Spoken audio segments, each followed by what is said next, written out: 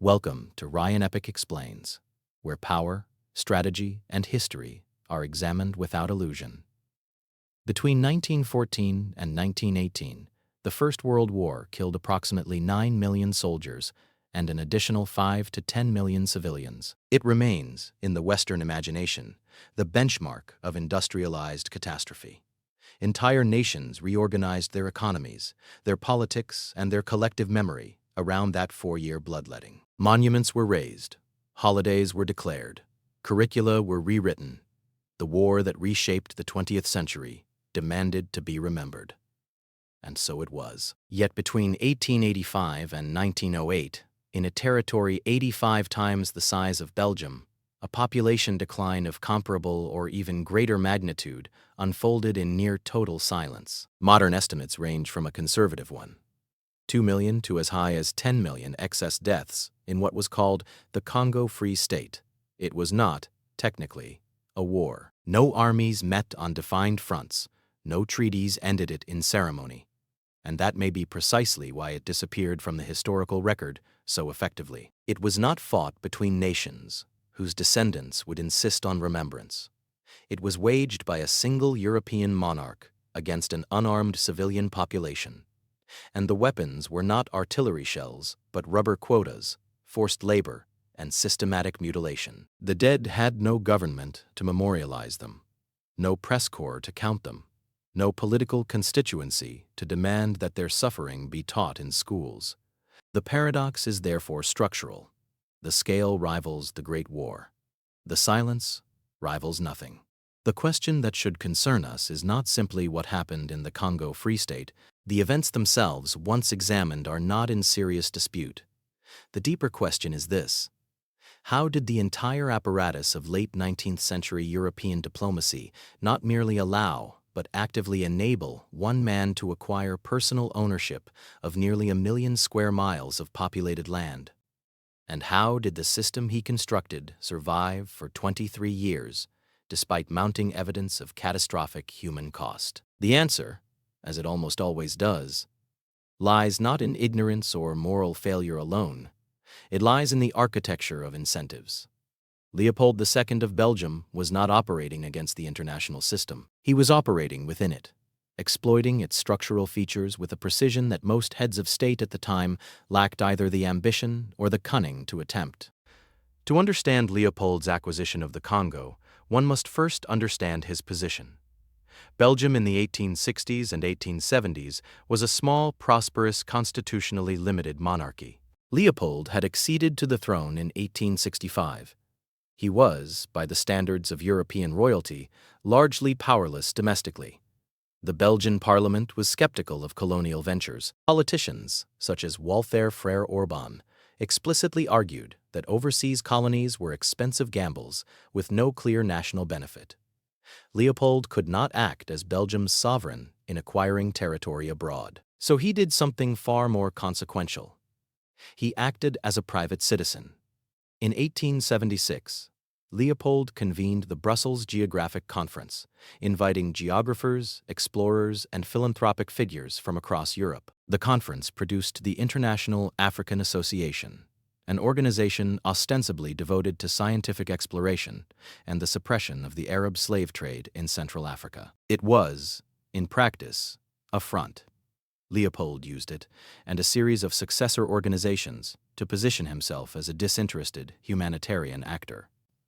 He hired the explorer Henry Morton Stanley, fresh from his navigation of the Congo River between 1874 and 1877, and dispatched him back to the Congo Basin with instructions to establish stations, build roads, and secure treaties with local chiefs. The treaties, typically 4 pages long and written in languages the signatories could not read, transferred sovereignty over vast stretches of land to Leopold's organization in exchange for cloth and trinkets. As one French explorer who served Leopold later acknowledged, these documents were not really about the African rulers who signed them. They were about establishing European legal claims in the event of inter-imperial disputes. By the time the Berlin Conference convened in November 1884, Leopold had assembled enough paper sovereignty to present himself as the legitimate ruler of the Congo Basin. His diplomatic maneuvering was extraordinarily precise.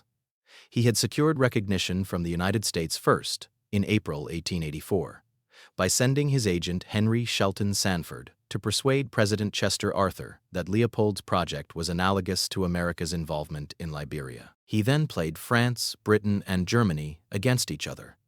He promised France first right of refusal if his enterprise failed, which made the other powers prefer his success to French expansion. He assured Bismarck that no single nation would receive preferential trade access, satisfying Germany's commercial interests. He told Britain's merchants they would receive most favored nation status, placating London's commercial class. Every promise was tailored to the specific anxiety of each power, and because no power wished to see a rival gain the Congo, all preferred a nominally independent entity, controlled by a minor European monarch who appeared to pose no geopolitical threat. The Berlin Conference thus recognized what it called the Congo Free State, a sovereign territory of approximately 2.3 million square kilometers, held in personal union with Belgium but belonging entirely to Leopold as private property. It was the largest estate ever owned by a single human being. What happened next was shaped by a single variable that Leopold could not have anticipated. For its first several years, the Congo Free State was financially precarious. Ivory exports did not generate the returns investors expected. The state was chronically in debt. Historian Jean Stengers described the pre-1890 Congo as a financially frail creature that needed aid, operating in relative calm with minimal governance. In 1900, there were only 3,000 Europeans in the entire territory. The administrative corps never exceeded 1,500. Leopold controlled a space the size of Western Europe, with fewer officials than a mid-sized European city employed. Then, around 1890, John Boyd Dunlop's pneumatic rubber tire entered mass production. The automobile and bicycle industries surged. Global demand for natural rubber increased exponentially, and the Congo Basin was extraordinarily rich in wild rubber vines of the Landolphia genus. For Leopold, this was, in Stengers's phrase, a miraculous deliverance. Between 1891 and 1892, he issued a series of decrees nationalizing approximately 99% of the Congo's land and its natural resources. The territory was divided among the state, a personal crown domain reserved for Leopold himself, and several concession companies. The Anglo-Belgian India Rubber Company, known as ABIR, received roughly 160,000 square kilometers. The Société Anversoise received a comparable territory in the north. These companies were granted near-total autonomy over their concessions, including the right to impose labor requirements and maintain private militias. The instrument of enforcement was the Force Publique, a colonial army organized in 1888 that grew to 19,000 soldiers by 1900. Its soldiers were African conscripts, often recruited from distant regions or even from outside the Congo, and were commanded by a small number of European officers. The Force Publique consumed more than half the state's budget and was simultaneously a counter-guerrilla force, an army of occupation, and a corporate labor police. Its primary peacetime function was enforcing rubber collection. Villages were assigned production quotas. Workers were compelled to harvest rubber as a form of taxation. In ABIR territory, the standard quota was 3 to 4 kilograms of dried rubber per adult male per fortnight. Because rubber vines near villages were rapidly exhausted, gatherers were forced to travel deeper into the forest. One colonial official in the Mongala Basin estimated that meeting quotas required approximately 24 days of all-day labor per month. There was no time for farming, no time for commerce, no time for cultural life. The collection process itself was physically excruciating. Wild rubber in the Congo came from the sap of Landolphia vines. To coagulate the latex, gatherers spread it on their arms, chests, and thighs, then tore the dried rubber from their skin. Force Publique officer Louis Charlton wrote plainly that Africans disliked making rubber and had to be compelled. What followed from this compulsion was a system of violence that operated with internal logic. Soldiers were issued limited ammunition and were required to account for every cartridge by presenting the severed right hand of the person they had killed. The purpose was ammunition control. preventing soldiers from wasting bullets on hunting or stockpiling them for mutiny. But the consequence was that severed hands became, as several historians have described, a kind of currency. When soldiers fired at animals or missed their targets, they sometimes cut hands from living people to balance the ledger. Baskets of smoked hands were presented to officers as proof of enforcement. An African-American missionary named William Shepherd reported in 1890 that a local chief showed him 81 right hands being dried over a fire, explaining that they were required evidence for the state. Former Equator District Commissioner Charles Lemaire later recalled, writing to Brussels, that to gather rubber in the district, one must cut off hands, noses, and ears. The violence was not aberrational. It was systemic. Historian Jean Stengers described the concession territories as veritable hells on earth. Women and children were taken hostage to force men into the forest. Punitive expeditions destroyed villages that failed to meet quotas. The shikat, a whip made of dried hippopotamus hide, was administered so routinely that it became, in Adam Hochschild's phrase, as closely identified with white rule as the steamboat or the rifle. 100 lashes or more were frequently fatal. A Belgian magistrate named Stanislas Lefranc documented the whipping of children as young as 7 in Leopoldville for offenses as minor as laughing in the presence of a European. His protests were ignored. Yet the system persisted, and this requires structural explanation. Leopold's control was maintained not by the number of his agents, but by the isolation of the territory and the alignment of financial incentives. The concession companies were generating extraordinary returns. A buyer recorded turnover exceeding 100% on its initial investment in a single year. Leopold personally extracted 70 million Belgian francs in profit between 1896 and 1905 from the Crown domain alone. State revenue increased from roughly 150,000 francs in 1890 to more than 18 million francs by 1901. This wealth funded monumental construction projects across Belgium: the Royal Greenhouses at Laeken, the Africa Museum at Tervuren, public works in Ostend and Brussels. These were financed with Congo revenue. Leopold had leveraged a humanitarian disguise into a personal fortune, and the profits were physically embedded in Belgian architecture. The diplomatic architecture was equally durable. No European power had a direct incentive to challenge Leopold's sovereignty. Britain had no desire to absorb another expensive colony. France held the right of first refusal and did not wish to provoke a transfer it could not afford. Germany's commercial interests were served by the existing free trade provisions.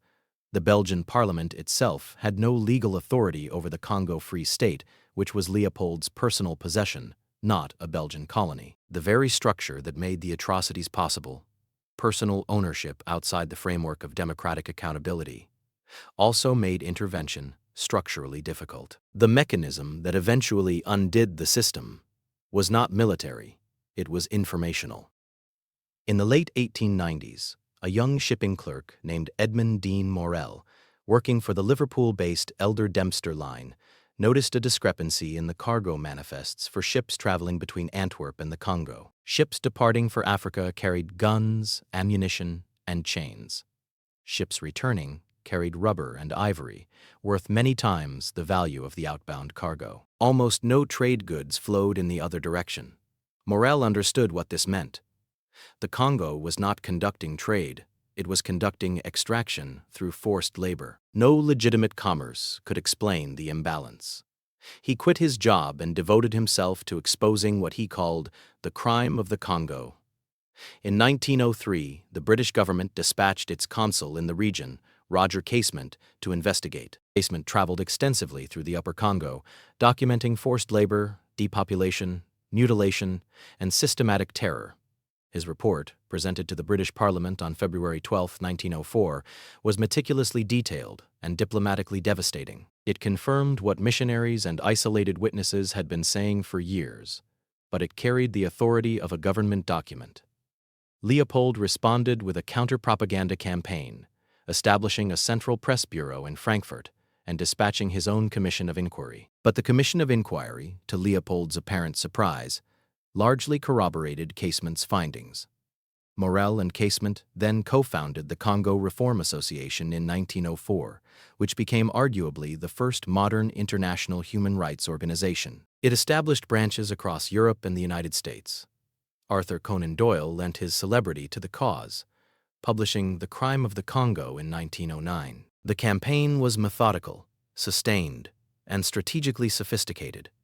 It targeted public opinion not through emotional appeals alone, but through the accumulation of verifiable evidence. Photographs of mutilated Congolese, taken by missionaries such as Alice Seeley Harris, were distributed widely and proved impossible to dismiss. By 1906, the concession system was formally restricted. By 1908, the political arithmetic had shifted decisively. International pressure had made Leopold's personal control untenable. The Belgian parliament, which had for decades avoided responsibility for the Congo, reluctantly annexed the territory on November 15, 1908, transforming it into the Belgian Congo. Leopold received 50 million francs in compensation and the guarantee that his building projects would be maintained. He died the following year, in December 1909, wealthy and largely unhonored for his philanthropy, but also largely unpunished for his crimes. The transfer of sovereignty did not end exploitation. It restructured it. Many of the systems of forced labor continued under Belgian colonial administration, albeit in modified forms. The Belgian Congo would not achieve independence until 1960, and the subsequent history of the Democratic Republic of the Congo, from Mobutu's dictatorship to the resource wars of the late 20th and early 21st centuries, cannot be understood without recognizing the structural inheritance of Leopold's extraction model. The logic of external actors profiting from Congolese resources while Congolese people bear the costs did not end in 1908. It merely changed proprietors. What the Congo Free State reveals is not simply a story of cruelty, though cruelty was abundant. It reveals how systems of extraction can operate at catastrophic scale when three conditions align: when sovereignty is held outside democratic accountability, when the victims lack access to the information channels of the perpetrators, and when the international order finds it structurally convenient to look away. Leopold did not overpower the system. He read it correctly. He understood that European powers would tolerate almost anything in Central Africa as long as their commercial interests were protected and no rival gained advantage. He understood that a humanitarian label could provide decades of diplomatic cover.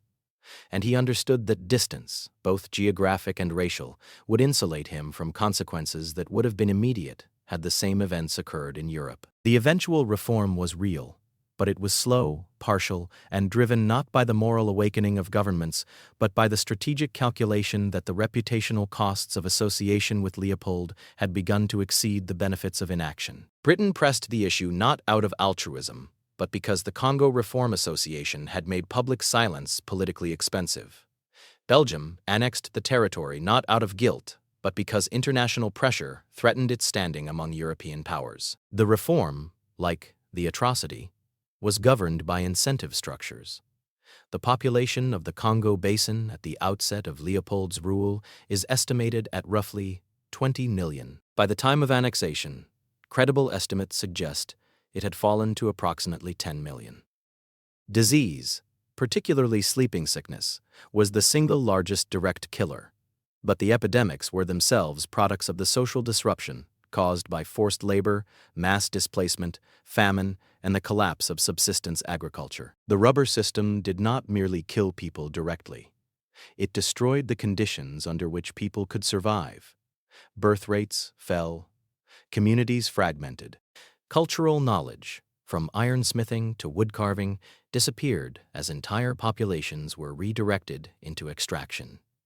The demographic wound would take generations to heal, and some would argue it has not healed yet. The reason this history remains comparatively obscure is not accidental.